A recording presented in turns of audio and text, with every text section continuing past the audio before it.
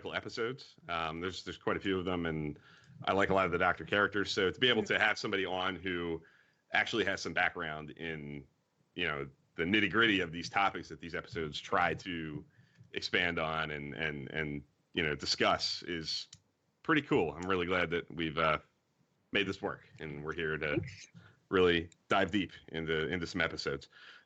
So let me ask you this. I don't know if Dan, if you have any questions for Danielle about like her general fandom before we dive in, but like right off the bat, I'm going to ask you like, what's your favorite series? That's what I was going to ask. Okay. I think that DS9 is the best series, but TOS is my favorite. Interesting. DS9 is right up there. Cool. Yeah. Spot for the trio, definitely. Yeah. Kirk, Spock, McCoy, can't get any better than that. I can't argue with that. Do you have a favorite character? Oh, that is a hard one. Loaded question. I don't know. Can we skip that? I have my long list of favorites. But I was going to ask you guys, actually, who is your favorite Doctor? Like, which you'd want as your Doctor and which you'd want as a colleague or boss? And then which one you most enjoy on screen? So. You first, Dan. My favorite Doctor, I think is the EMH, because to me he's like a walking encyclopedia, and I think his just whole character is a cool idea, and it's different that we've never seen before. So that's my favorite. What about you, Bill? My favorite character of the bunch would definitely be the EMH. Like I think he's the most formed and interesting of the characters as a whole, like the arc and everything. If I was a patient, I don't know. I'm tempted to say Crusher because she's, the Doctor of like the flagship of the Federation, and she's, comforting, and I would trust her a lot. Not to say I wouldn't trust the others, but I wouldn't pick Phlox because I wouldn't want like eels and stuff and all the unusual, crazy stuff that he does. EMH, like season 4 onward, when his bedside manner is a little better, maybe. I don't know about like season 1 EMH. I think Crusher would be the one that I would want to be a patient under, and if I was going to work with one, I think McCoy would probably be the coolest. Interesting. Yeah. He's a bit hard on Chapel sometimes, I'd say. That's true. He is at times a little tough, a little bit of a tough boss, but he's one that I would feel like comfortable going to the ship's lounge with to have a drink, or just put your feet up, and like he's somebody that I guess I'm answering like which one I'd want to be friends with more than which one I would want.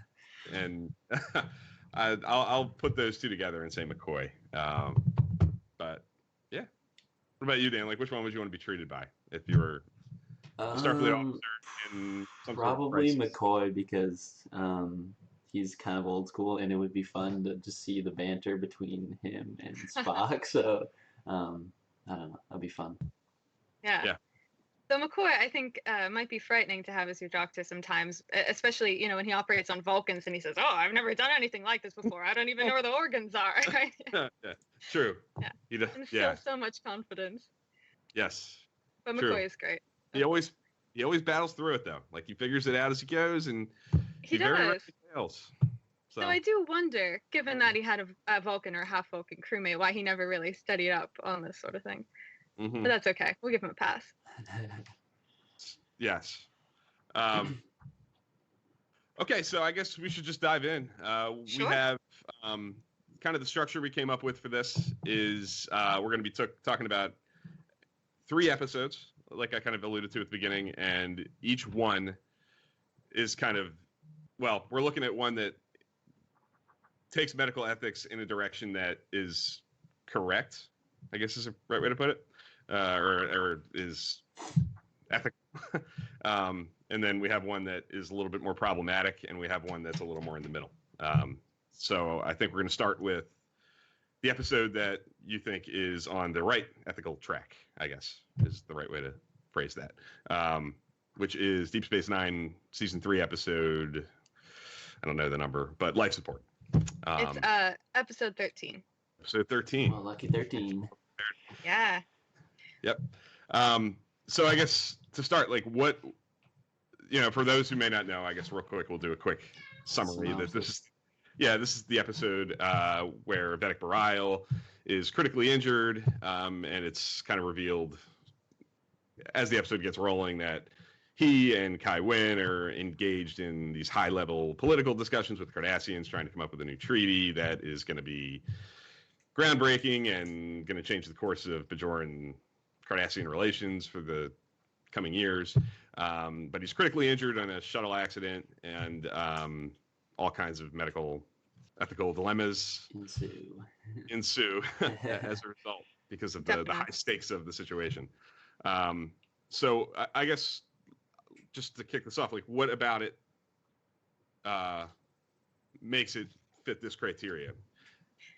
Sure. So my favorite medical ethics episodes are from DS9. They're the ones I'm most familiar with. And I think that Bashir in general is a fairly ethical physician. Definitely a good exemplar of that. And I like this episode because I think it's a good example of shared decision-making, as we say. So rather than being overly paternalistic, Bashir gives Vedek Bareil all the options. He talks him through the risks, benefits, etc. He informs Bareil of which treatment he believes is the best one, and doesn't hide that. He puts it in quite strong terms, but nevertheless he respects Bareil's decision. So that's great. And then when Vedek Bareil eventually is in a coma in the episode, and Bashir, Sisko, Kira, and Kai Wynn are discussing what should be done, whether they should replace half his brain with a mechanical implant or not. They focus on proper surrogate decision making, as we'd say. So when a patient loses competence, then surrogate must make a decision if there's a next of kin, for instance, or Sisko, the commanding officer of the station, etc. These are good decision makers, and really we should be using what we call substituted judgment. So rather than imposing one's own desires on the patient, so Kira as Bareil's partner, rather than her saying, well, this is what I want to happen, or something like that, they should really focus on what the patient would have wanted. And I think this episode is really good in that they focus quite strongly on what Bareil would want under the circumstances. Mm-hmm. Also, it's interesting because, Bashir's providing a risky treatment for someone who effectively has a terminal illness. And then there's a little bit of a discussion, though they don't really delve into it, on the brain holding this spark of life that mm-hmm. cannot be replicated, which I thought was quite cool. So those are all the interesting components. So, it covers quite a lot of things. And I also like that Bashir believes that his duty is to Bareil first. Mm-hmm. So there's several lines throughout in which he says, well, he's a Starfleet officer, yes, but he's a doctor first. And, mm-hmm. He knows the peace treaty is important, but his focus is his one patient. And I think overall that's a great attitude for healthcare providers to have. And mm-hmm. in the Star Trek universe, there are all these crazy political and military considerations. Yeah. And yet I think that it's really good for the doctor to be the moral compass in the crew. And though, of course, he or she would be aware of these larger considerations and might be very concerned about them on a personal level, I think that the doctor should always be there to just be advocating for this individual patient, knowing very well that the captain, may go a different course because he's going to get different balance or balanced opinion from someone else. Like, I think the Kirk, Spock, McCoy is the classic example of different inputs. Mm-hmm. So McCoy knows that Kirk has to take these larger considerations into account when he ultimately makes a decision, but McCoy's role is just there to fight really strongly for his patient. So I think that Bashir does that really well. That's definitely what comes to mind when I think of this episode. Just as somebody who doesn't have the background you do in the deeper nitty gritty of the medical ethics of the situation, when I think of life support, I think a lot of people, I don't know, maybe when I was younger, I would think of it as like this, the Kira and Bareil dynamic was like what would pop to mind when I would think of the episode. But as I've gotten older and I've seen it many more times, it's the Bashir stuff that really, I think, makes the episode really good. for everything you just said, for the fact that he doesn't take his eye off the ball with Bareilles' circumstance. Like the easy thing to do would be to get caught up in this huge galactic, political situation that and it's not like, I think the stakes in that are even higher in that Bashir, it's not like they're on the Enterprise and it's just the star system they're like stumbling upon. This is impacting the planet that this assignment he's on is like, he's there all the time. He's interacting on a daily basis with people who are from that planet, who have family on that planet, who are impacted by the situation between the Cardassians and the Cardassians, and have been impacted for decades, generations. Sure. So I think that puts even more strain on Bashir's situation. It puts more strain on his position. I think the temptation to be motivated to get this conflict to a better place, so that the people that he interacts with on a daily basis are in a better place, is I don't know, that ups the dramatic stakes for me, I guess. Absolutely. Yeah. I think we see the maturity of Bashir's character here. Like he's willing to stay cool under pressure under these huge stakes. So that's what I take away from this episode. Yeah, the one thing that I don't like, or the area in which I think Bashir erred, is the one moment when he goes to Kai Wynn and asks her to lie to Bareil and say that she doesn't need him for the negotiations, which would be manipulating Bareil into agreeing to Bashir's preferred plan, which is to put Bareil in stasis. I mean, I understand why he does it. I sympathize with that. But nevertheless, that's a paternalistic move, which is not exactly in vogue in contemporary medical ethics. Right. But nevertheless. One thing I did want to bring up to you guys is comparing Bashir's actions in this episode with his actions in Rapture, because I thought it was quite interesting. Kira is effectively Bareilles' next of kin. No parents or anyone comes forward in this episode. Yeah. So at the end, when Kira is begging Bashir to replace the remainder of Bareilles' brain with the mechanical implant, Bashir shuts her down completely and just isn't willing to negotiate on that. So, I mean, fair enough. He has to draw a line, make a stand. But nevertheless, I find it interesting that Kira's just not really used as the next of kin. And in Rapture, Jake is permitted to override Sisko's wishes. And I thought it quite interesting, too, in terms of the authority of the physician, because we don't really, as far as I'm aware, get a clear picture of how much power they have. In Rapture, the Admiral gives Bashir a direct order to perform the surgery on Sisko, contrary to Sisko's wishes, and he says quite calmly, I think, and again, it shows Bashir's authority. He doesn't bat an eye. He says, well, it's not that simple. The only way that I can countervene a patient's direct wishes is if I get the order from the next of kin, and then he defers to Jake. But anyway, yeah, sorry, if you want to discuss those points, I thought that was a good comparison episode. Yeah, no, I think that's a really good point in that I think the way that the doctors are portrayed in the shows over the course of the 6 shows now, that when that dynamic comes into play, like the doctor kind of in certain situations being in charge, like having the authority to supersede the command structure is not always like cleanly, consistently portrayed. Like there's definitely some bouncing around and some gumbification, as the mission log guys always say, like twisting it around to make it fit whatever the needs of the episode are. I guess my question to you would be like, I think I might know the answer to it, but you're clearly in a position to answer. In a situation like Left Support, where the next of kin is Kira, who is, effectively a girlfriend, is that a significantly different circumstance than Sisko with Jake? Like, is the next of kin question very different in those two circumstances, at least in today's ethical? Sure. Well, it would depend on the legal jurisdiction, and also on perhaps the ethical code of a particular hospital or something. Yeah, but I'd say certainly a spouse has a stronger position than a partner. But nevertheless, Kira and Bareil are, in a pretty committed long-term relationship. I don't remember how long it's been going on at this point. But given that Bareil doesn't seem to have any children or parents or anyone else, you Right. would go to Kira. Though they don't really need her because, Bareil's wishes are already quite known to everyone. Yeah. So normally a family member is consulted because they have insight into what the patient might have wanted.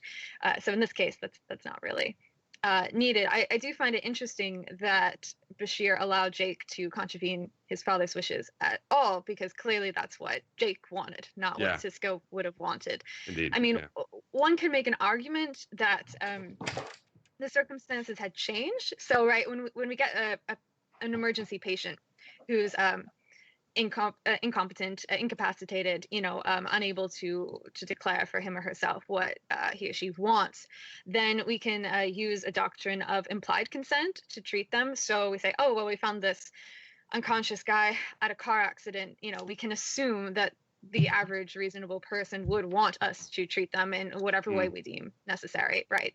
So Sisko, in the lead up to the end of Rapture, he knows that this might kill him if he doesn't get treated, but he doesn't definitively know that that's an option. So by the time that he becomes unconscious, his circumstances have changed. It's truly a life or death decision: accept the surgery or die.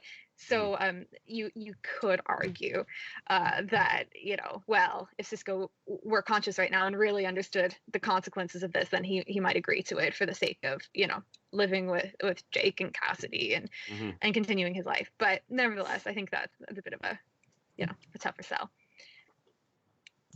I don't know what the state of medical negligence is in the Federation at this point. Yeah. We could speculate on that, but there might be a liability risk. We'll see.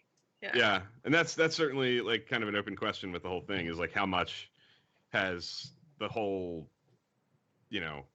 realm of medical ethics changed in the 400 years, 300 years now, I guess, between now and the 24th century in the Star Trek world. I mean, I'm sure the ethical debates that were taking place 300 years ago are very different than what we're having now.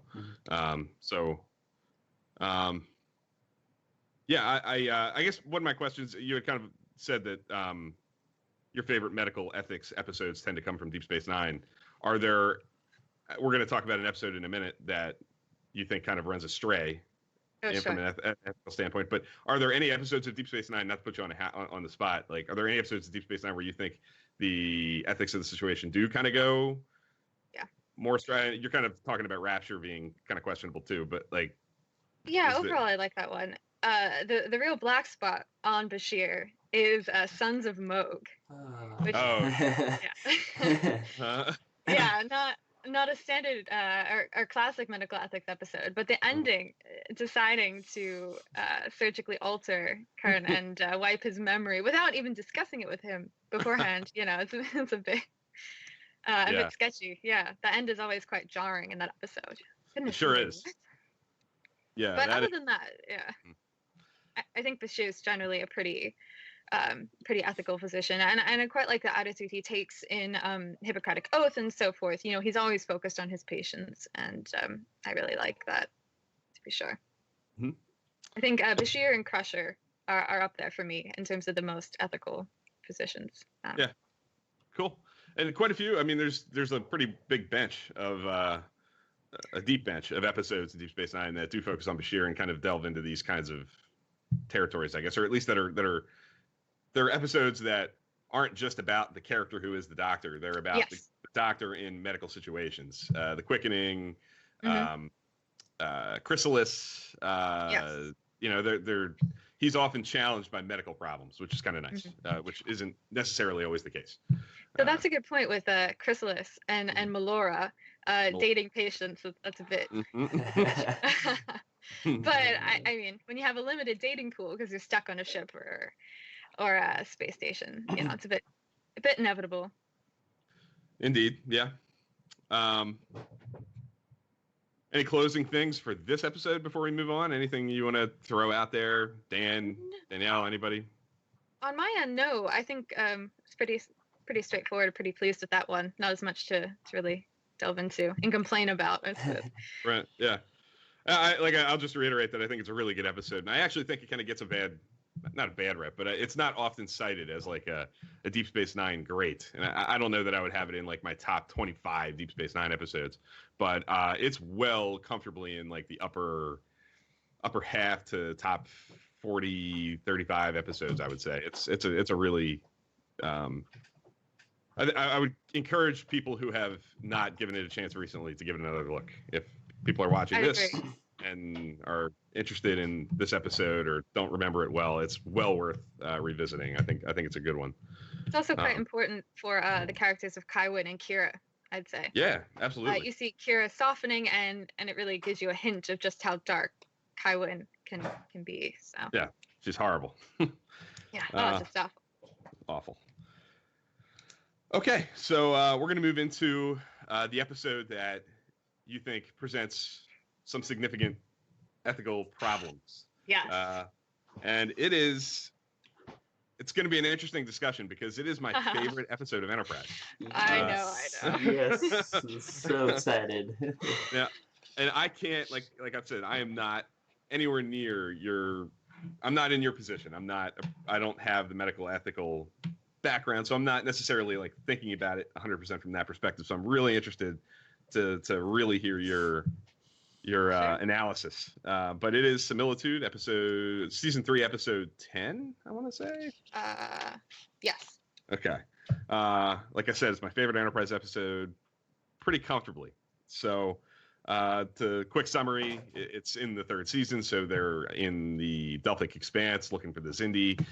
They're experimenting with a warp drive, and Trip gets critically injured, and they make a decision to effectively create a clone in order to harvest tissue to allow Trip to recover.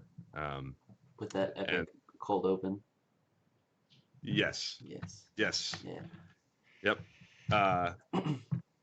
So, yeah, and there's a lot to talk about here with the I can't, of course I don't have it off the tip of my tongue. Do you know what's the name of the symbiont that they Lysarian desert larva. Larvae. Yep, that's it. It creates a mimetic symbiont. Right. And this symbiont lives for 15 days. 15 days, right? It's supposed to live an entire lifespan in 15 days.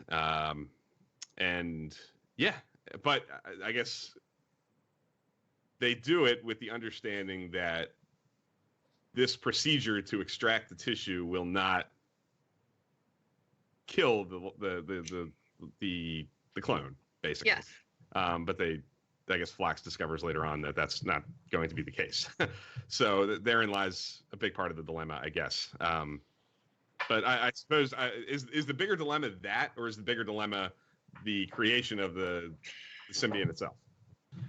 Well, I would say there's 3 main ethical problems with the actions taken in this. And that's not to say that it wouldn't necessarily be a bad ethical episode. So in picking these 3, I was thinking more from the perspective of like the writers, the producers, whether they handled the ethical issues well, rather than just simply looking at the decisions the characters made. So anyway, I'll get into it a bit later, but the actual medical ethical problems that the characters, in terms of the characters' actions that I identified, were 1, simply creating a human clone, especially one that has what amounts to terminal illness, given its 15-day lifespan, which brings into issues, or brings in the issue of a uniqueness of a clone versus the original, which is, of course, one of the reasons that human cloning is generally frowned upon.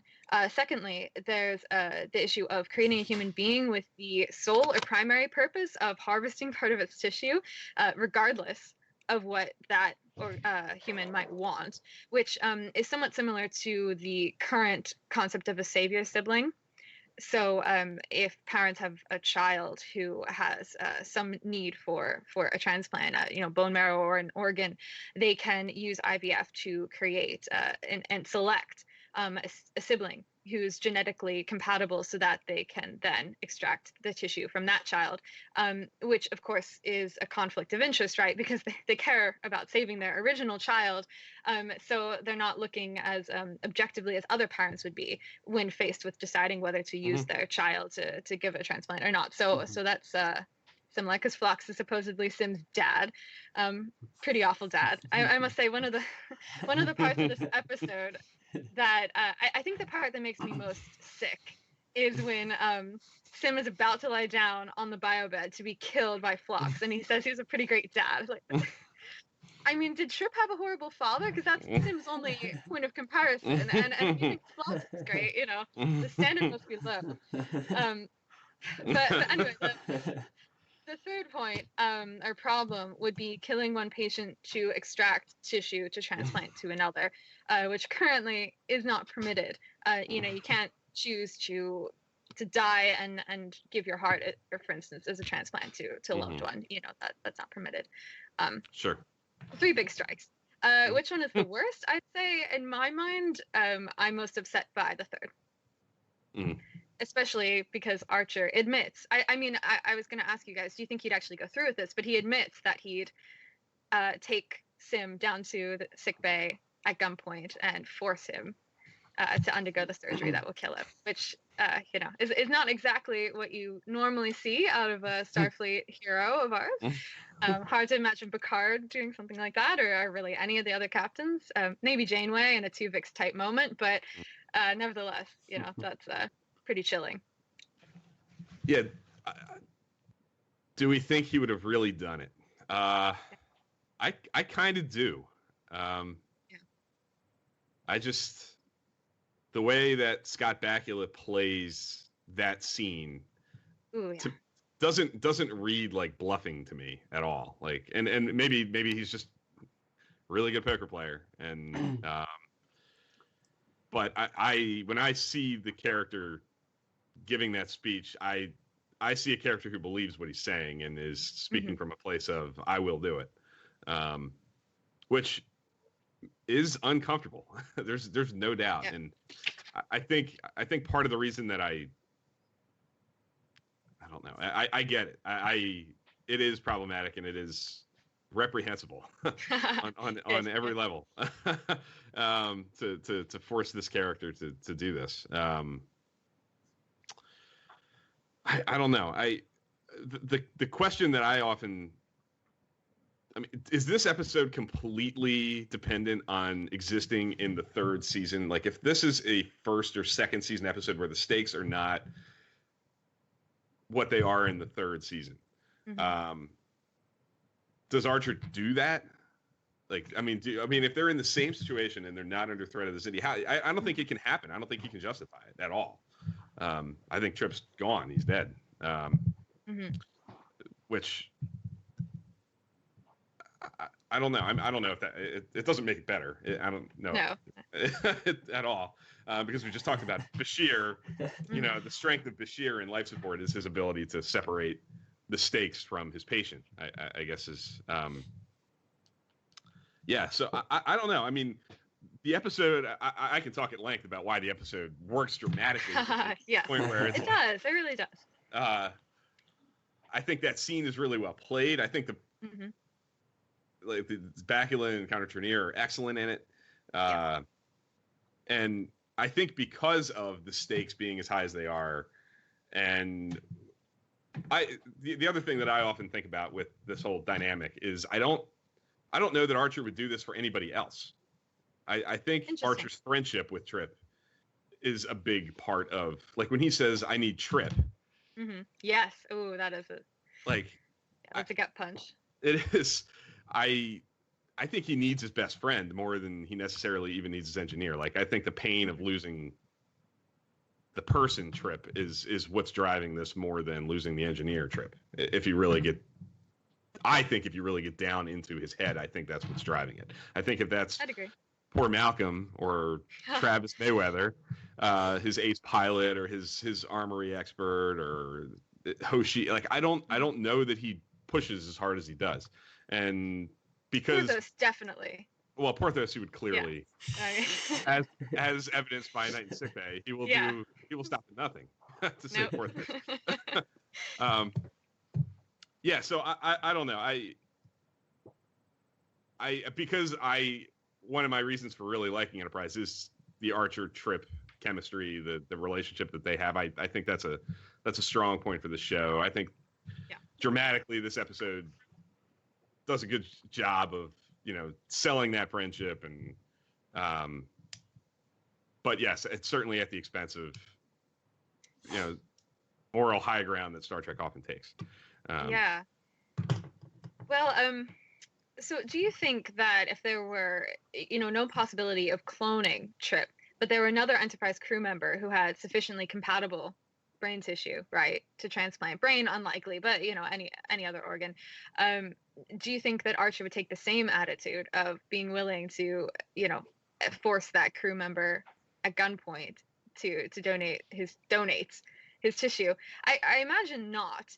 And No. that's one of my problems with the episode, because in other series, I think when the captains or other characters are about to make moral errors, I think particularly Picard comes to mind in his interactions with Data, like in The Measure of a Man and The Offspring, when he's kind of headed down a wrong path and Data points out, well, he wouldn't force all of the Enterprise crew to, get visors like Geordi, for instance, like when Data calls him out on treating him differently because he's not human, Picard, you can tell that really affects him, and he considers adjusting his actions accordingly. It doesn't mean that the captain has to change his path, but I think that you should see some sort of reaction.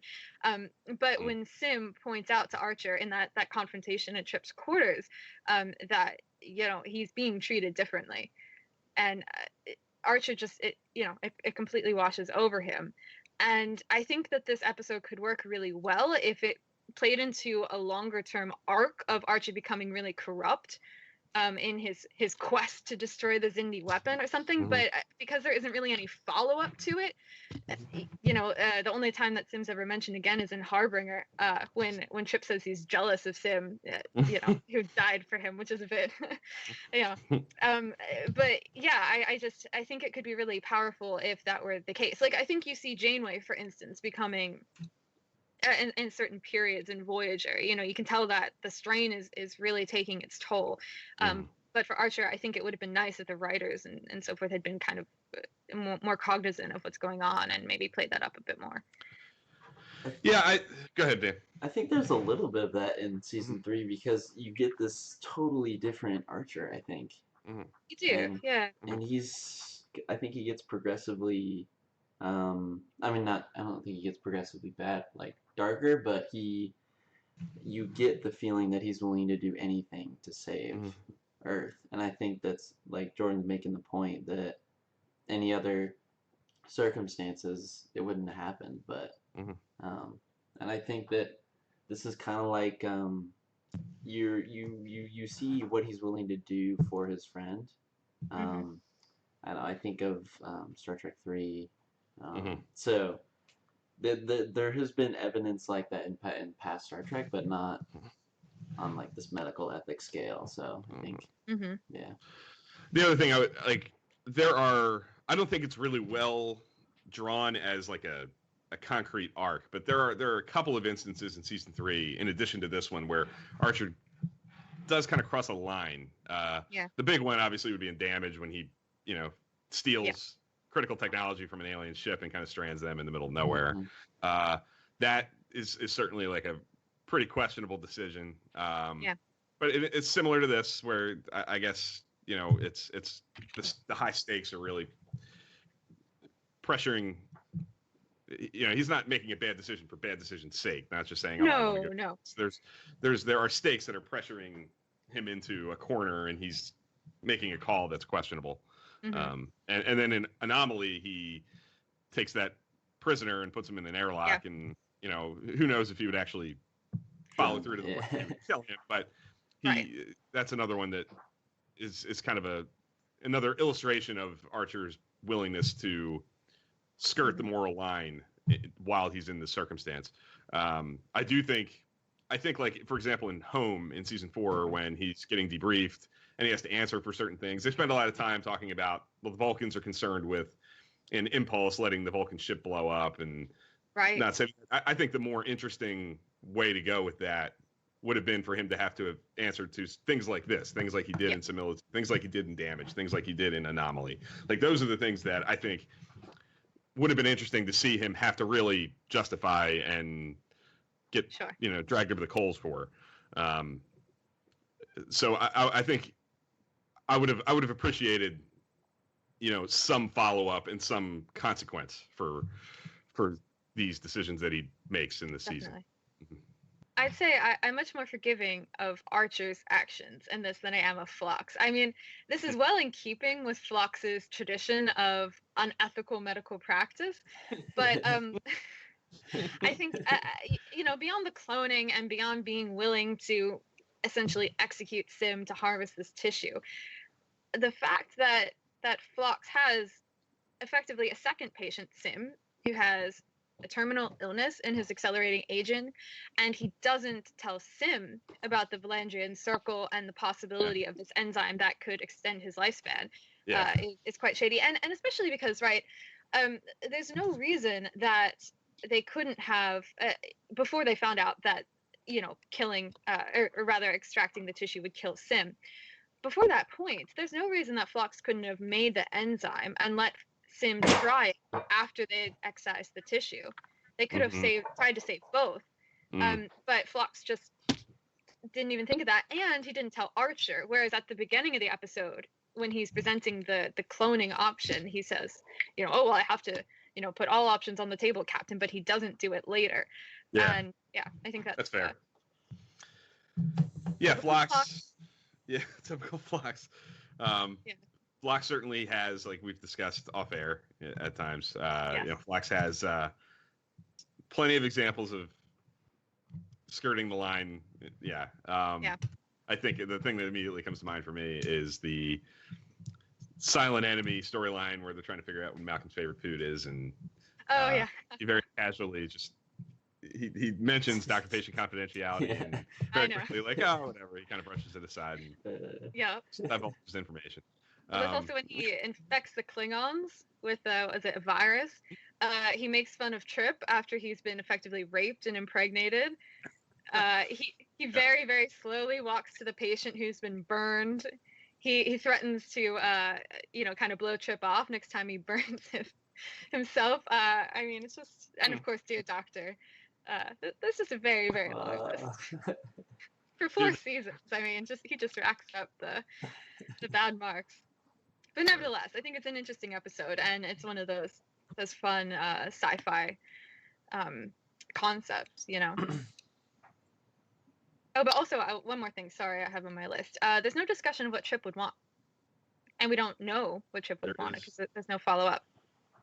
That's true. There is zero discussion of it in comparison to Life Support, where the whole driving force of the dilemma is what would Barao want. This exactly. One, there is nothing. It's really what Archer wants. I guess that's what's driving it. I guess my question to you would be, given your background and the lens through which you look at things like this, are you able to, like, if I asked you to like rank the Enterprise episodes, which is a big assignment, it's not something you like sit down and just do out of nowhere, and just it's 5 minutes and it's there and you did it. But if you did spend the time and do that, would dilemmas like this, would questions like this keep this episode like at the bottom of that pile? Like, does it impact? Like, how do you view this episode as a whole? Like, can you do you separate that, or is it this episode is morally bankrupt from this standpoint, so it has to be at the bottom of the list? It's fine if it is. I mean, it's the lens through which you watch television and Star Trek. So if that's what happens, then I totally respect that, and I'm just curious if that's what happens. No, I can watch and rewatch Similitude. I think largely because Conrad Trinne's performance is so stellar in this one, though he's great in every episode, really. I must say, though, Dear Doctor, I just lose it from the beginning. I can't handle that episode at all.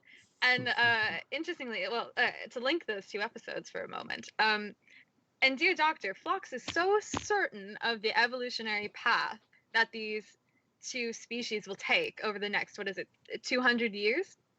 Yeah. Without taking into account, of course, that evolution is based on the environment, which could change a lot in 200 years, including if a more benevolent doctor encounters these poor people.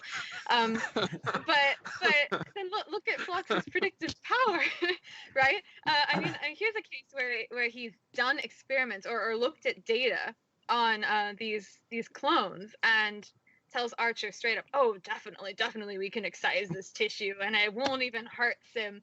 And in fact, he tells like baby Sim that it won't hurt, if I recall correctly. Mhm. But that is quite a short-term prognosis or prediction, and yet he's completely off base. And so I would just tell Phlox that beyond the error in allowing essentially genocide, one should also take into account that these predictions are very fallible, but anyway, that's just a side point. Yeah, Dear Doctor. Dear Doctor merits an episode unto itself. Yes, on it a does. discussion gosh. Yeah.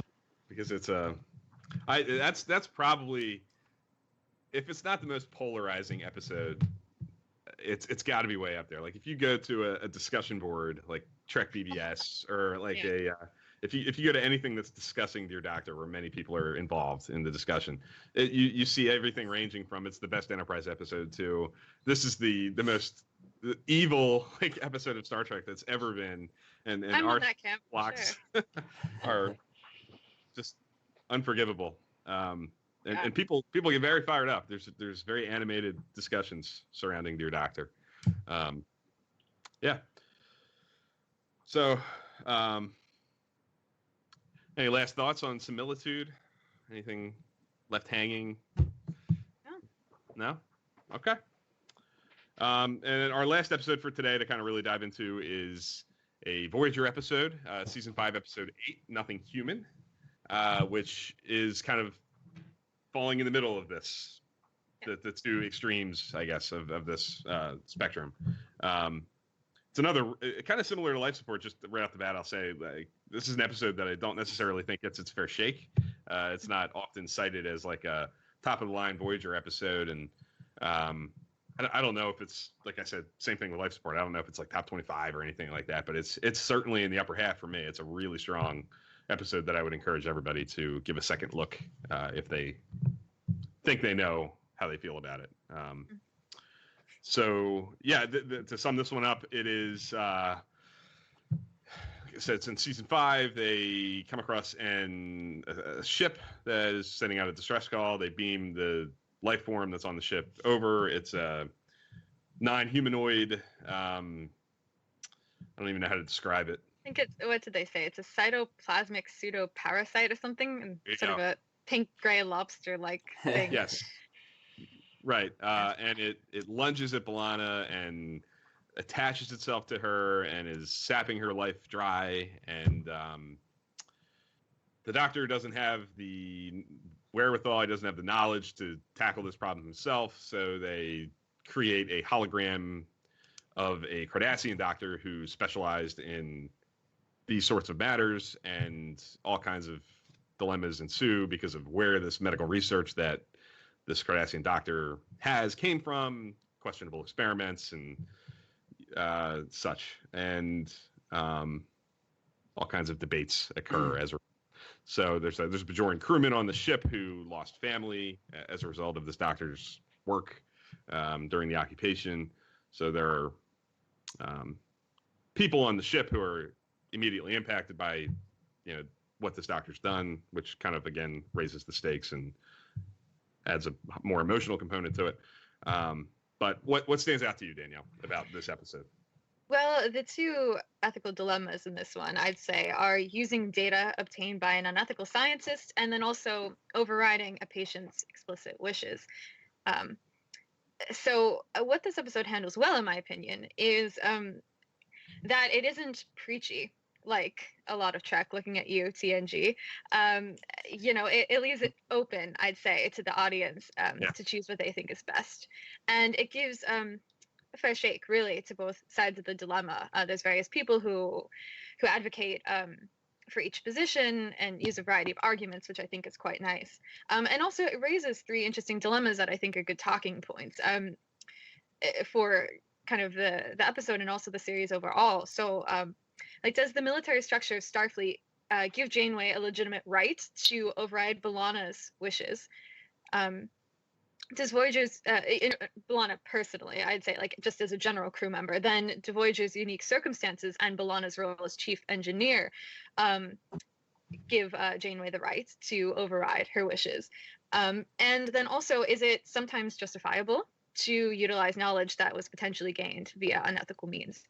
And all of these things, of course, depend on context and such. And this episode is a nice setting for them. But yeah, so I think it raises some interesting issues that have real life corollaries, and that's really good. The reason I'd put it in the middle is because it has some problems with it, like plot holes. Like, how do they create such a complicated hologram when I think just a few episodes previously they were unable to create a temporary hologram to replace the Doctor? Those sorts of things kind of drag it down, in my opinion.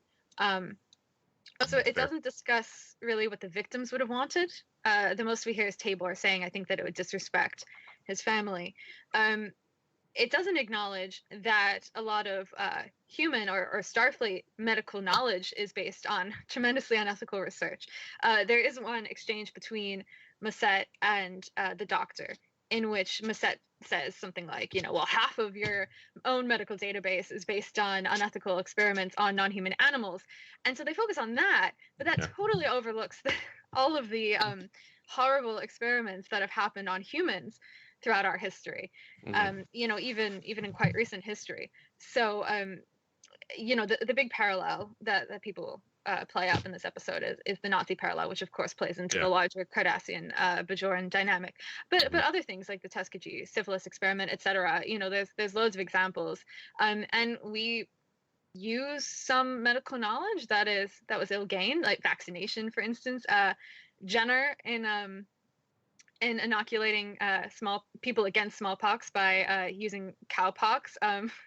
I think he first experimented on an 8-year-old child, something like that. So we use all of this knowledge, and at what point do you draw the line, right? Well, this happened, in my mentor's day, or there's a certain time limit, like, oh well, there are no living close family members like brothers, sisters, parents, children, etc. So it's fine now. I mean, not to undermine the issues surrounding tainted research, but I think that they leave that out of the episode, and they really should have did more with that. Then also, this knowledge is in the Federation database, it would seem. So the Federation vetted it. Like, how much do we expect the doctors and scientists to look into the database and try to vet each bit of research that they get? And sorry, I'm getting a bit ranty. I have a long list of problems, but yeah, do you guys want to cut in there? No, I mean, I guess. How often does this problem come up in today's, like, how often do circumstances come up in reality where, physicians, whoever, are presented with this dilemma? Like, is this something that happens, or is this such an extreme thing that it's not practically ever in play? Are people ever put in positions where they're put in this dilemma where they have to act on, do we use tainted research or not? I don't know. So as far as I know, in relation to Nazi medical experiments, the one case in which the research has actually proved useful is in regard to hypothermia, because an ethical researcher would not expose humans to such low temperatures as one Nazi physician did. And so there have been some legitimate ethical researchers post World War II who have tried to cite this research and use it, and they've often been shut down. So that's the one big example from that situation. But at a smaller scale, I think it's more of an issue for scientific journals. If they publish an article and then learn that perhaps the researchers hadn't been ethical, do they pull the article? Can it still be cited with a disclaimer? How do you handle that? So it is a smaller scale issue. I'd say one thing that is a problem with this episode is that, as far as I can see, Krell's unethical experiments on Bajorans aren't, that didn't generate the knowledge that he's relying on to save B'Elanna. This is for a non-humanoid. So it seems to me like the issue is really more whether all of his research is tainted by the research he did on the Bajorans. So if that's the case, then that's certainly an issue that's more pertinent. Oh gosh, I forget his name, but there's an author of a famous EKG textbook that I've not personally used, but I've heard is really good. And apparently he, I think he was a pedophile, something horrible. And so there's been a bunch of talk lately, oh, well, should we use this book? Should we assign it to students, etc.? Is everything tainted because of what he did? So yeah, I'd say that's definitely a real issue. How do we deter people from doing these horrible things if we then kind of validate them by continuing to use their research? So. Right. Okay. Trying to think. Do you? I think I know the answer to this because we've talked about it offline, but just for the benefit of the audience, I assume that you agree with the decision made at the end of the episode.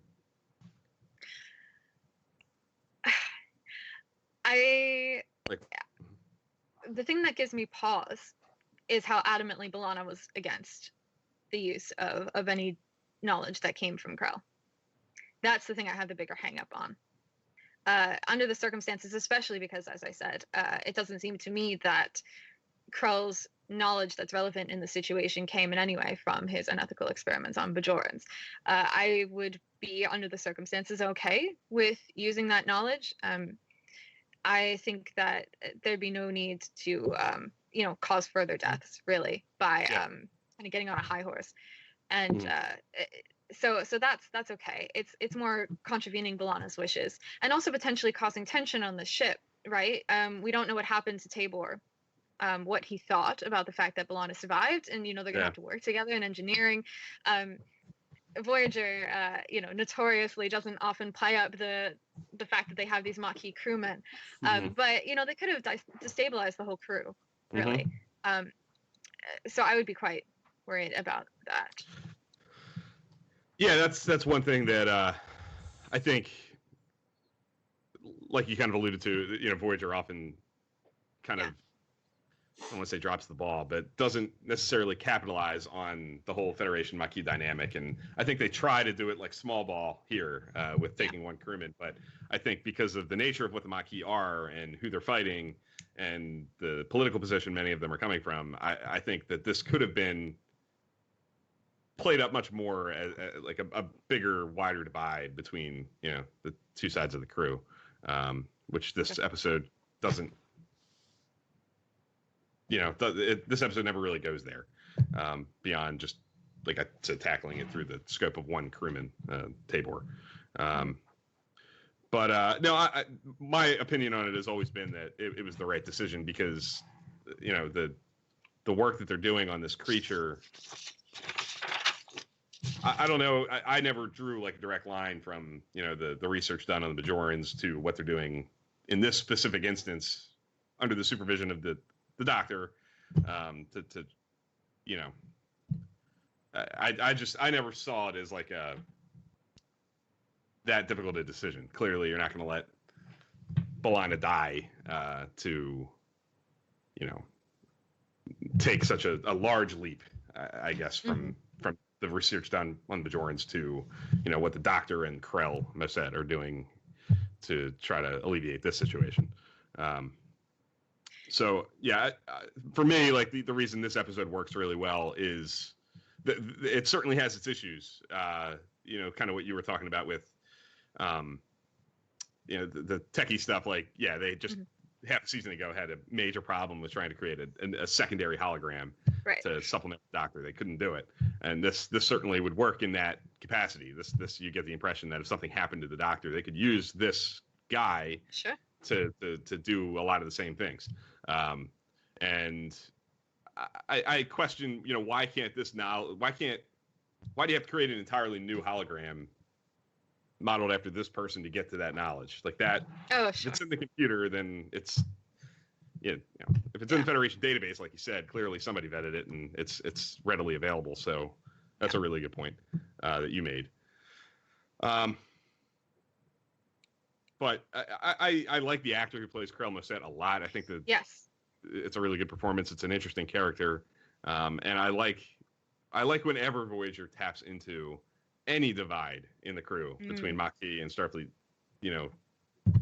thought process and political position. Like, it's not there very often. So even though it's not really played up here and it's not as much of a driving force as it probably should have been, if you ask me, it's at least there to some extent. The show is exploring the fact that these are two different groups of people that are in the same space working together and are there for very different reasons. So that really elevates the episode for me. And yeah, you've made me think about it in some different ways, though, in the course of this conversation, which is really good. Now I want to go back and watch it again. What do you think of this episode, Dan? I know you're like a big Voyager guy, so like, does this episode come to mind for you when you think of? I like this episode, and this is kind of just a general theme for all like medical ethic-based episodes. It kind of makes you think, and this episode to me makes me think: do I have, if I was in B'Elanna's shoes, do I have, how would I act? And so I think it's really relatable and really, I don't know. The point I'm trying to make is just it makes me think about like stigmas and biases that I have in my life and stuff like that. So it's tough. It's definitely a gray area, I guess ethically, but yeah, makes me think. So that's why I like it. Yeah, and that's why I like it too. I think it's an episode that it's one of the Star Trek episodes, one of the many Star Trek episodes that really kind of inspires conversation when it's over. Like, if you watch it with a group of people, there are things to talk about. You may not, all agree on it, but that's the fun part. It's taking a tough issue and putting people in a position where they have to talk about things that you're not typically just going to start talking about without some prompting, through the show. One thing that struck me when I did a rewatch is Tuvok's position when they have a meeting, because Tom is, of course, concerned about B'Elanna and wants to save her no matter what. And so Chakotay says that B'Elanna didn't want this and they'd have to respect her wishes. Tom retorts that, she has alien tendrils in her and, she's not thinking clearly, etc. But Tuvok retorts that, on the contrary, she's being completely logical because using Krell's knowledge to save her would validate his research and potentially encourage others to perform unethical experiments. And then Tom says, we're in the Delta Quadrant, no one's going to know. And Tuvok says, well, we'll know. So I was really struck by that because Vulcan ethics is sometimes a bit puzzling to me. They seem to be utilitarian or consequentialist in some ways. The needs of the many outweigh the needs of the few or of the one, etc. But yeah, I don't know. You could argue certainly that B'Elanna's position is logical, but you could also argue that it's logical to contravene her wishes in order to save her life or to save the chief engineer who's so critical to the ship. So I don't know. I was just wondering what you thought about that. What would you deem to be logical in the situation?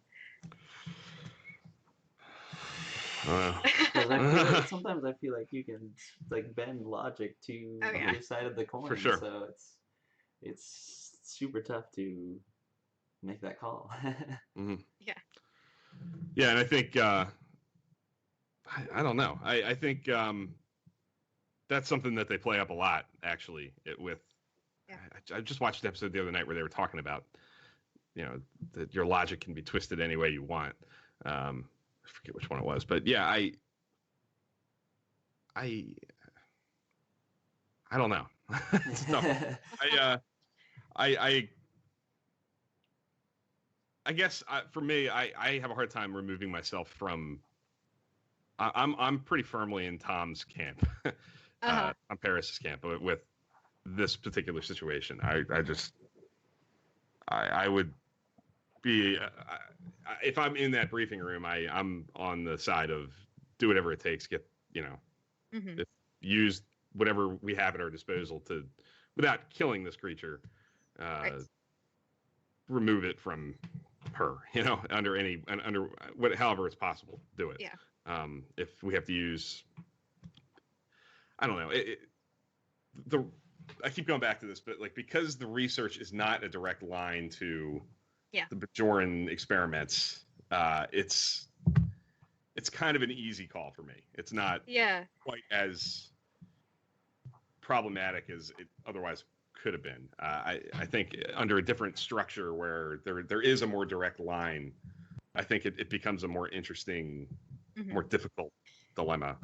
Yeah, that's why this episode's sort of in the middle for me. I think they made a misstep with the way they constructed the situation. It would have been nice if it had been a more difficult choice in that respect. But I mean, it's a heartbreaking situation for Tom, and I would hate to be in the EMH's position.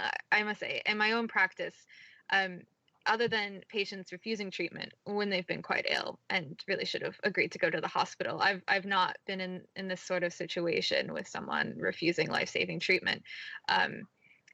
So I certainly would not like to have to restrain myself, but nevertheless, patient autonomy is so highly valued in medical ethics, and one of the key things that we're supposed to keep in mind is that, if a patient is competent or has mental capacity, then, or we should say that competence doesn't hinge on whether they're making what we believe to be rational decisions. As long as someone's alert and oriented and so forth, then they have every right to make illogical, irrational choices, like refusing the amputation of a gangrenous limb, even though it'll kill them. So we're supposed to stand back under these circumstances. But one thing that isn't really played up in the episode, and that could perhaps force my hand if I were the EMH, is the fact that there are two lives at stake here. B'Elanna can make a choice for herself, perhaps, but if she dies, so does the creature. Whereas if they find some way to free them and or separate them and treat both of them, then they could save two lives. And we don't know what the creature wants. It actually reminded me on rewatch of the famous violinist thought experiment. I don't know if you've heard of that. It's really big in philosophy or ethics. One of the first things you really study. It's in an essay about abortion, and there's this thought experiment trying to emulate the situation between a woman and a fetus, right? So the situation is just ridiculous, and so people often make jokes about it in philosophy circles, right? But like, you wake up in bed and you're connected to a famous violinist because these music fans have realized that you're the one and only person in the world who's compatible, and you're able to I think like filter the violinist's blood for 9 months. And so you wake up and you're like, oh no, this is completely unreasonable, I didn't agree to this. But everyone's saying, oh well, it's only 9 months, you should just remain hooked up to the violinist till die if you separate yourselves. And so that kind of made me think of B'Elanna, because if she refuses this treatment, then the creature will automatically die and it doesn't get a say in things. So yeah, it's even more creative than the famous violinist example. Yes. This pseudo-parasite. But yeah, I thought that was a kind of a fun little connection. So definitely, if I'm able to teach medical ethics, it has long been my ambition to show a Star Trek episode. So I think I'm really leaning toward using nothing human. There you go. Yeah. Cool. What other episodes would come to mind as episodes to show? Just like, do you have a list in your head of episodes that you would lean on? Are they these three? Are these three ones that you would? Life support has long been my mainstay. Sure. But yeah, there are loads, and I was looking through a list of episodes and trying to think of ones that weren't already on my list. And so one thing I'd like to think about more certainly are the Borg episodes, like I, Borg and The Gift, when people are deborged against their will. You know, my brother and I were discussing it this morning. You know, do the Borg really have competence? Because they've been assimilated, they're not thinking as individuals. You know, Right. can we really could we say, you know, oh well Annika no longer has competence because she believes herself to be 7 of 9, you know, and then you can just go under sort of what we'd call a best interest standard. So we don't know what Annika would have wanted, so we can do what's in her best interest, and in this case remove implants and so forth. So yeah, I don't know. What do you guys think? Would you say that the Borg should have a say in this? That's an interesting one. You know, you're right. Like 7 of 9 or Annika Hansen and Hugh, whoever Hugh was before he was Hugh. Yeah, they're so far removed from being an individual, and their life experience and individuality is so buried and destroyed, really, that I guess they're not really competent. Like, they're not in a position to want anything other than, I think that's why Janeway does what she does. That's why Janeway doesn't really give 7 of 9 the choice to go back, because I think the calculation is that this is not a person that is capable of making a rational decision about what they want to be. And because, you know, the Borg are not typically individuals who went willingly. You know, they were not like, oh, I want to go become a drone today. They're taken forcibly from whatever situation they're in, and are forced into this circumstance, and are robbed of their individuality. So I would say no. I would say they don't have competence and are not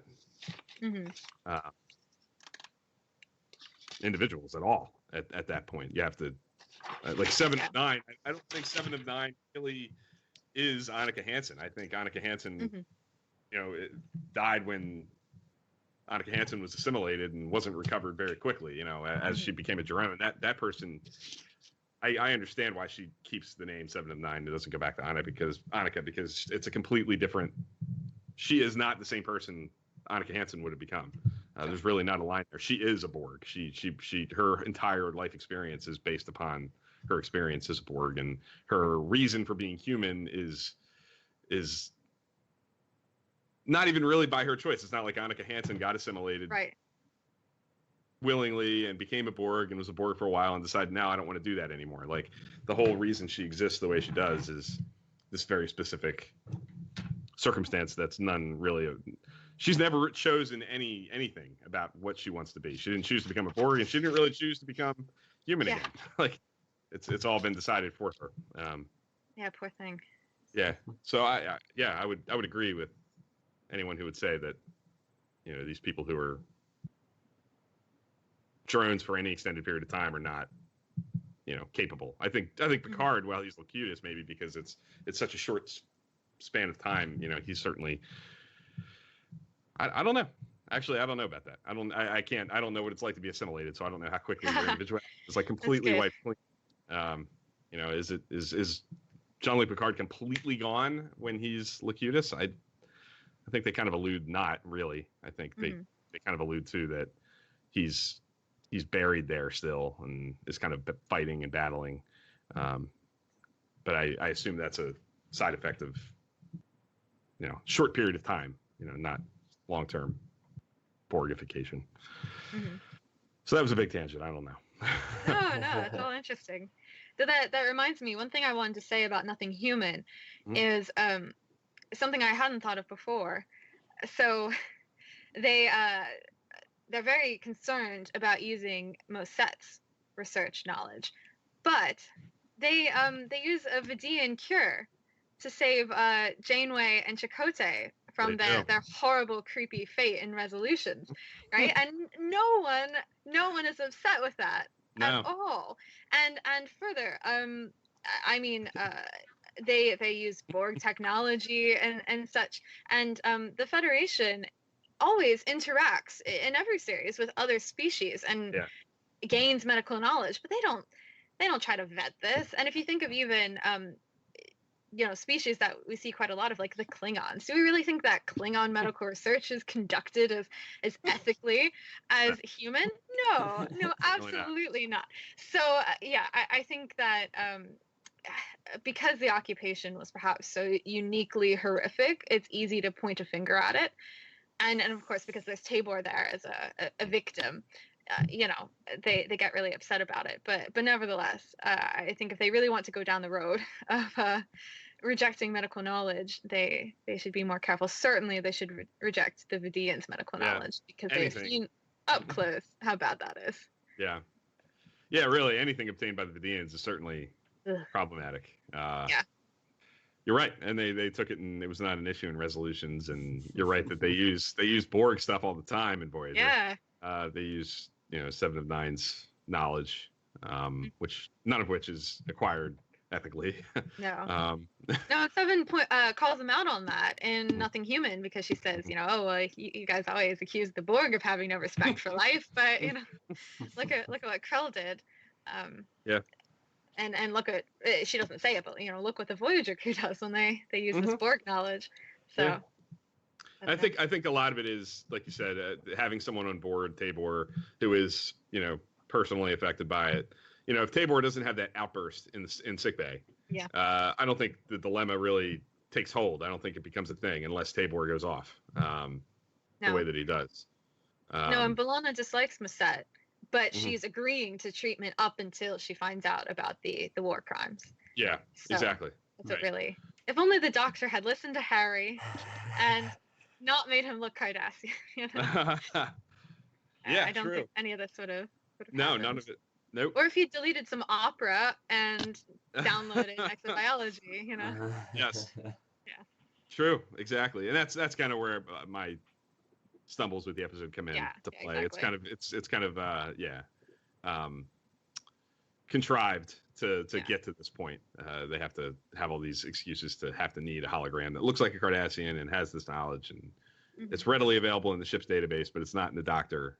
Yeah. He can't access it for memory reasons or whatever. Right.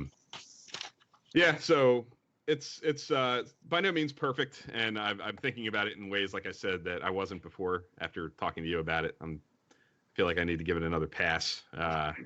But it's an episode I always enjoy. I've defended it many times as kind of an underrated, underappreciated, under talked about episode of Voyager. I think it kind of gets lost in. It's at a really high point for Voyager, like in early season 5, where they're kind of running on all cylinders and pumping out really good episodes pretty consistently. And I think this one kind of recedes back into the middle of the pack, and I think it maybe warrants a little more discussion than that. So I'm glad we gave it a little bit of a spotlight today. Along with Life Support, I think that one is in the same boat, like I said, and Similitude obviously gets talked about a good bit. As a pretty popular episode of Enterprise. But there is another comment in here about Tuvix. Yeah. Is Tuvix an episode that you have similarly problematic thoughts on? I would not separate Tuvix, and I quite agree with the Doctor's position when he refuses to participate. I'd say very solid decision on the part of the EMH. Yeah. It's obviously Similitude and Tuvix are similar in a lot of ways, and you could certainly do a discussion just on comparing the two. Definitely. Tuvix is created by accident, and it's a tough one. I would not. I agree with you. I think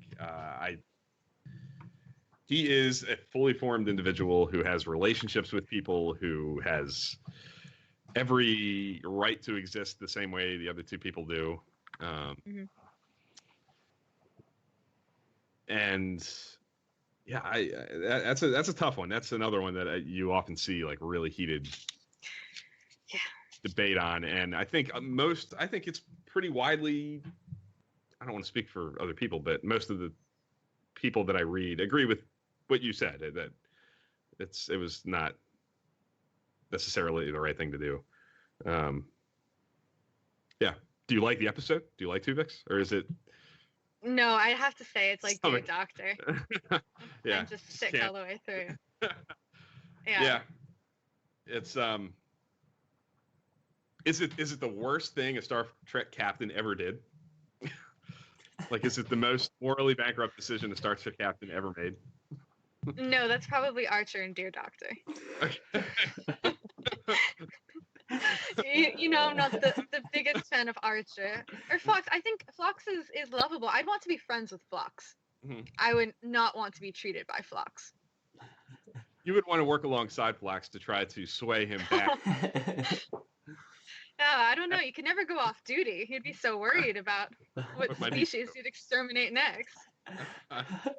Also, I do quite like the costume design where he has that all black surgical uniform. I think he looks appropriately macabre.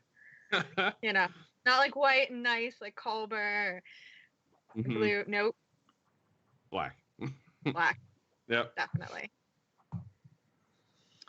So yeah, if we have a moment, I was just curious. Sure. Any other episodes that come to mind for you guys? Well, for me, the one that titled Ethics from TNG. Yes. Yeah. Clear, very based in medical ethics episode, I guess. But what do you think of that one? Does that one? Yeah, I like it. I like Beverly in it. I must say, I'm mostly frustrated by the fact that the barrel isn't secured. Yeah. That throws me off for the whole episode. Like, what are you guys doing? Uh-huh. I mean, there must be some poor ensign who has to restack everything constantly because these ships like constantly rock. Yeah. No, that is a good episode. I also I think in TNG, Symbiosis is probably the ethical episode that I find most interesting, and I really love B Crush in that one. She is not afraid to stand up to Picard and tell him, and you know that he thinks or that she thinks the Prime Directive is stupid in the situation. And I must say, TNG certainly has its merits, but its interpretation of the Prime Directive makes me very frustrated. Yeah, I don't know. What do you think of Symbiosis? Symbiosis is interesting. I think my favorite part of it is the Picard Crusher debate. I like their scenes together more than I like the scenes between the aliens, which I think kind of get a little one note at times. I think I get tired of hearing the same. It's mine. No, it's mine. Yes. Like that back and forth kind of grates after time. It gets a little repetitive, but the debates between Picard and Crusher, I think, kind of carry the day and put it in a positive territory for me. And I like the fact that Crusher is so strong in it, and she's not afraid to be vocal and be emotional and advocate for her position. Like, she's not submissive in any way. She's not like, oh, well, I'm going to fall in line. Like, no, she has extremely strong opinions on the situation. She's going to be heard. She backs her. She articulates her position well. I think it's probably Crusher's best episode in the first season. Yeah. Oh, yeah. I think it's one of the better first season episodes in general, in my opinion. Yeah, it's an interesting one for sure. It's a good one. It's definitely a good one. I'd probably have it more towards the middle of the pack. For, like I said, I think it gets a little repetitive at times with the aliens, but it's another one though that kind of similar to a lot of the ones we're talking about here. That if you put it on with a group of people, there's going to be things to talk about. There's going to be lots to dissect, and it's a big conversation starter episode, which a lot of Star Trek is, but in this ballpark, Symbiosis is very much at home. To have like this ethical, you know, what's right, what's wrong, what's ethical discussion. Yeah. So I think Yeah. Any others, especially from TNG? TNG and TOS are the two shows that we didn't really go too much into. Yeah, well, the two others I had on my list are from Voyager, Imperfection and Critical Care, as really interesting ones. But from TOS, the only real medical ethics episode that I could think of was Journey to Babel, because the I forget the name of the experimental drug, if they even mention it, but it was only tested in Rigelians, not in Vulcans. And McCoy thinks that it will probably cause organ damage, if not death, in Spock. So it's quite a risky proposition to administer this drug to Spock and then take a huge amount of blood from him to administer to his father, for McCoy to perform an operation that he doesn't know how to perform.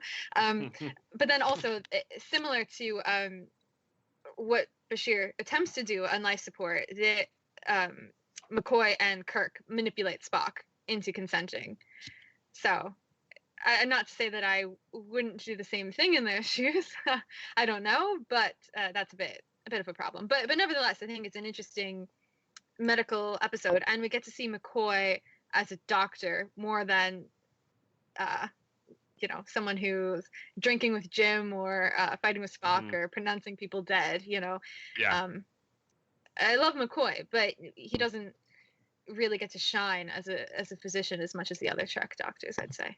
Yeah, that's a good point, and that probably is the episode where he's most in control of sickbay. Like you see him like the operating ending, as right? That's definitely a good one. It's one of my favorite TOS episodes, and it didn't immediately come to mind until you said it. As that probably is the most apt episode for this kind of discussion. Yeah, otherwise, I don't know. Slapping Eliane and Friday's child, an interesting medical technique. I mean, there's really not many medical ethics examples, right? Right. Yeah. I guess I don't want to steer into anything long term here, but even in Cloudbinders, I guess there's some discussion of, I don't know. I feel like it certainly doesn't go there. It's not a thing that they really explore, but there are opportunities in that episode to kind of go there. If the episode would have taken some different turns, that would have been an episode that could have kind of fit in this. Definitely. There's also. Oh no, go ahead. Sorry. No, yeah, please. I was going to say there's also a moment in Mirror Mirror when Mir Spock is injured and McCoy. McCoy fights with Scotty over the issue, but then there's kind of a sweet moment after he yells at Scotty and says, no, we're gonna fix it. And then he just looks at Kirk and says, "Is that okay, Captain?" And Kirk is smiling indulgently, like, Bones, go ahead, do your thing. But yeah, no, I do think that's a good moment. Even though Mir Spock is not their Spock, and there's such high stakes for them to get home, not just for them as people, but because they know that their counterparts are wrecking their own enterprise, right? McCoy still insists on stopping and treating poor Mir Spock. So that's a nice little moment. TNG. I'm sorry. Gosh, what's the name of the episode in which Picard needs heart surgery? Pulaski says she'll do it, and he's horrified, but then she winds up operating on him in the end anyway, and he wakes up and is horrified. Samaritan Snare. Yeah. Thank you. Yes. Mm-hmm. Yeah, it's not really construed as an ethical dilemma in the episode, but I mean, he did refuse to be operated on by her, so Yeah, that's an interesting one too. Like you said, it's not. It doesn't approach the level of some of the ones we talked about as far as the backbone of the episode is this discussion, but that's a good one with some elements there that would lead to discussion. Oh, and there's Shades of Grey. When Pulaski again forces Riker to have nightmares. Yes. Yeah. True enough. So I think we've talked about a lot here. We've got our 3-episode backbone of our episode. That we really leaned on: life support, nothing human, and similitude. And then we touched on quite a few others. So, anything you want to throw out there, Dan, before we kind of wrap this up? I think we kind of hit on everything. I think we did a really good job of highlighting some great episodes, some not so great episodes, some gray episodes. I like that we jumped around from different series.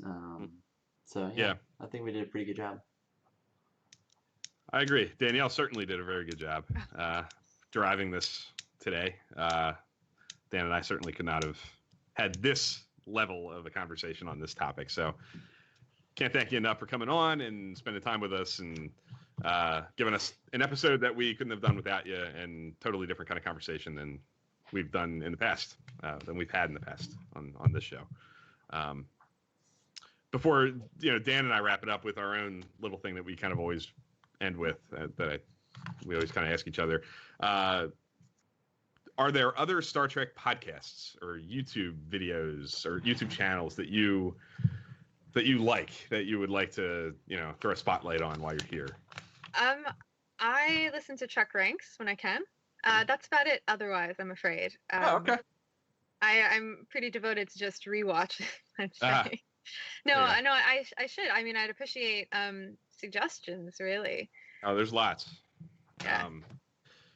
Dan and I talk a lot about a lot of the different shows on Trek FM. There's a pretty deep run of deep bench, lots and lots of choices there. There's a podcast for every series. There's a podcast for different kinds of topics. There's a Primitive Culture is one that we talk about a lot. It's about history and culture, influence on Star Trek. There's a new one called The Briar Patch that's about socioeconomics in Star Trek. So there's all kinds of cool stuff on Trek FM. So I would highly recommend checking them out.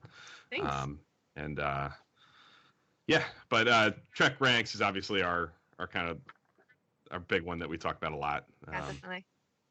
Yeah. So Dan, have you listened to anything in the past week? I know. Yeah, I could just transition. So as you guys know, if you guys are following me on Twitter, I'm doing the rewatch of TNG now. So I've moved on to I'm not moved on. I'm starting to listen to Earl Grey. So they just posted an episode about season 1. So great character moments in season 1. So it's perfect starting out. I also got into Trek Yards. They're doing coverage on the Intrepid class, and that's my baby. So I've been watching that. So cool. Yeah. Very cool. How are you liking TNG season 1 so far? How far along are you? Like what episode are you on? So I think The Last Outpost was the last episode I just watched. Okay. Yes. Cool. Yeah, and I think, but we'll dive into it later on. But I'm liking it so far. Cool. There you go. So I guess last piece of housekeeping before we kind of wrap it up for the day. This is our last episode of the year, right, Dan? At least live. We may have a pre-recorded episode that will roll out around the holiday, around Christmas time, in the next week or two. But we will be back for live content after January 7th, sometime that week, to talk about the return of Star Trek Discovery. Yes. We'll be So exciting. We're excited too. I'm getting ready for it to come back. I'm starting to feel the itch more than I was a few weeks ago. But January 7th, it comes back, episode 10, first episode of the second half of the season.